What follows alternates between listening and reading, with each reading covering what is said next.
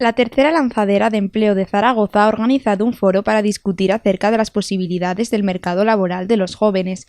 Este año se ha ubicado en la sede del Instituto Aragonés de Juventud y cuenta con la coordinación del Fondo Social Europeo. El objetivo final de las lanzaderas es que las personas que participen puedan encontrar una salida profesional, bien por cuenta ajena o bien por cuenta propia, pero sobre todo la lanzadera va más allá y para mí lo más importante de la lanzadera es el proceso, ¿no? El cambio, el autoconocimiento, el desarrollo de habilidades y de competencias que los participantes se llevan.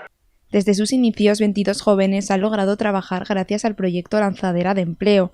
Aunque solo pueden presentarse una vez, no importa el tipo de titulación que hayan obtenido y es muy sencillo inscribirse. Es que me enteré un poco por casualidad a través de una amiga que existían estos programas y me miré en la página web, me inscribí y me llamaron.